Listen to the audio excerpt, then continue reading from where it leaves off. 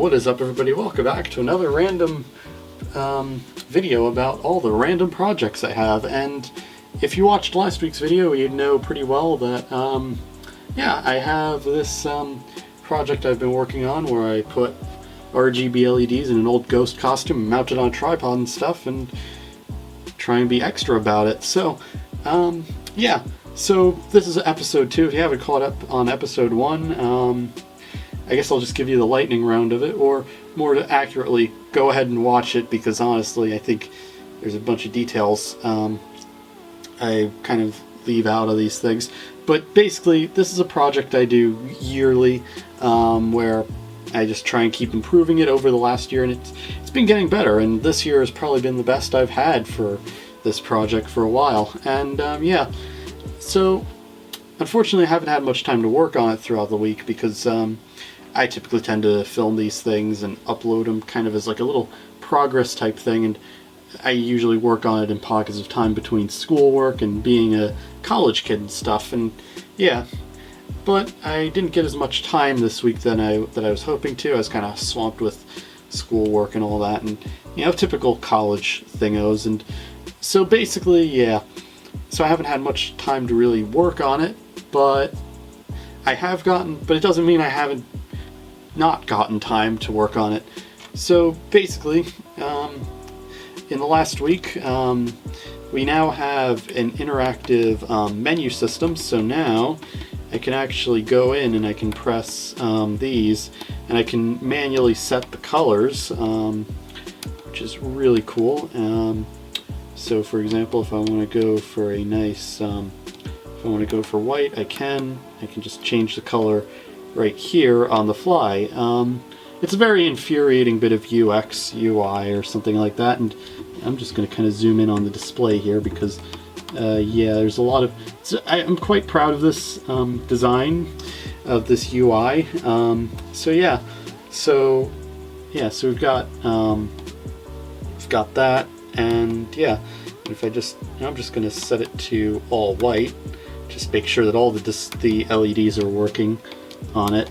So yeah, in fact, that's kind of the whole purpose of this main display kind of thing. But yeah, and you know, so we've got the menu. You can navigate it with these up-down arrow type things. Eventually I'm going to be printing out stuff to work on it, and you know, you press A and B. It's kind of like a really terrible games console. It's not supposed to be for anything more than just navigating a lighting system. But yeah, unfortunately though, this kind of leaves us in a bit of a pickle, because well, lighting like that, you know, having values, having it where you manually update the values, and it's a bit of a slow process. I think that's a bit too slow, and this is kind of where I wanted to introduce Wi-Fi support, and why I even switched to ESP32 based boards in the first place. You know, I want to have Wi-Fi support, so this way we can just control it remotely, and I don't have to worry about this whole system. But it would still be cool nonetheless. So yeah, so in today's episode, we might be dealing with all of that, and yeah, and we'll also be kind of looking through all of the 3D prints related to this project, because I'm trying to figure out what I'm going to repurpose and how I'm going to repurpose it, because of course this one's going to come out differently. Alright, so I want to take a bit of a look at the parts that were involved in making this, that are all from last year, because I'm going to be basically trying to see if I can reuse them and all that. And yeah, so first up we have the plate, which mounts itself to the thing. It's, you know, it's supposed to mount itself direct to the tripod. It's supposed to be the direct length of this breadboard, because this breadboard used to be where all the lights went, and it was just the lights only. Yeah, so basically what needs to happen is I just need to, yeah, I'm probably gonna, when I do the PCB design, what I'm probably gonna do is I'm gonna probably have a second mounting plate. I'm just gonna print out a little mounting plate type thing, and you know, just attach the PCB on that with all the LEDs and stuff, and yeah, and just connect it up. So this way, these prints are probably the best quality I've ever really had, and there's nothing wrong with these prints except for like one of them, like the battery bank connector. And yeah, so here we have down here with the thing. So you've got all the mounting for the display and the little display here, and on the back is the mounting holes for an Arduino Uno, or a Leonardo in this case, from how I did it last year.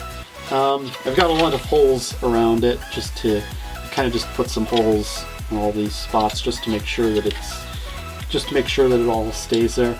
It's a pretty nice print job, and yeah, I'm not gonna. There's a bit of a layer shift, but yeah, it's a good enough print job that honestly I'm gonna keep it into this time around. And this is the front plate for the display and stuff. So basically, when I design the PCB, I'm gonna have to keep it all similar to this.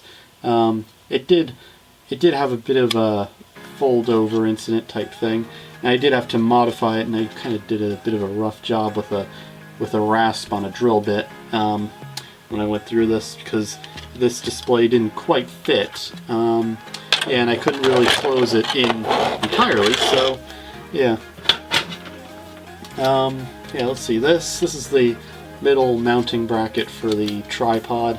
This will definitely stay as part of it. And finally, here's the battery mount. So this is designed for a power bank type thing, and you just put the battery in here. Unfortunately, I had to take a chunk out of this top bit here.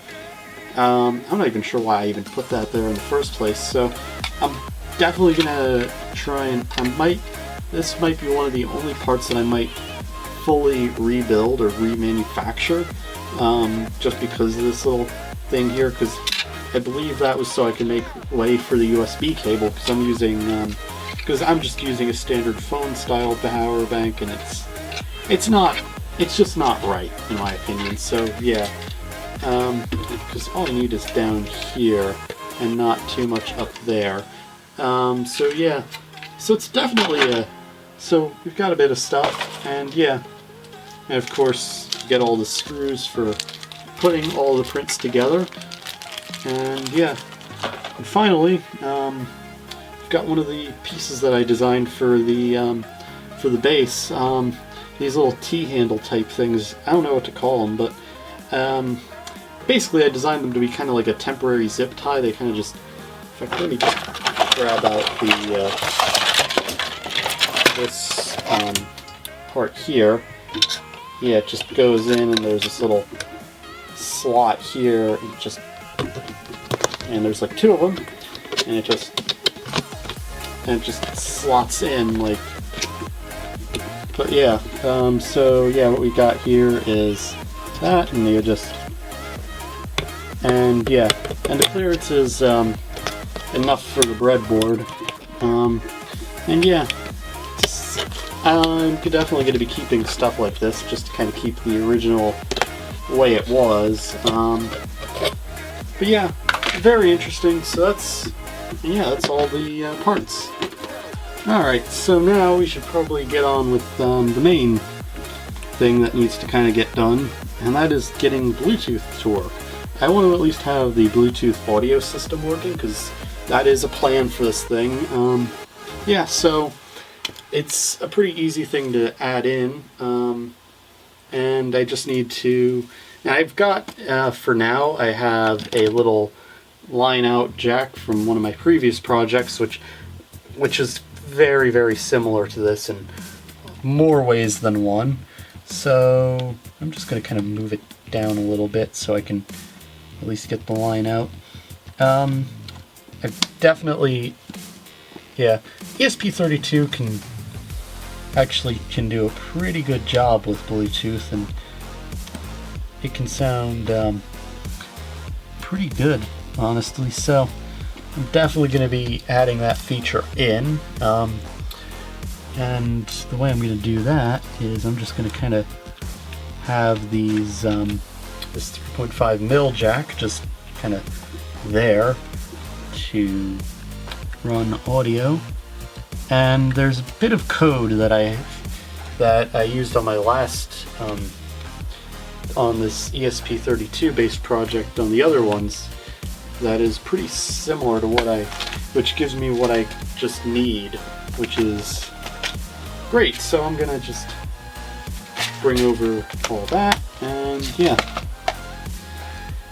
So let me just plug that in. I hope I'm getting the pins right, because that's a bit problematic if they aren't. And yep, we've got our signal lines. Let me just get one to ground, and we should be able to...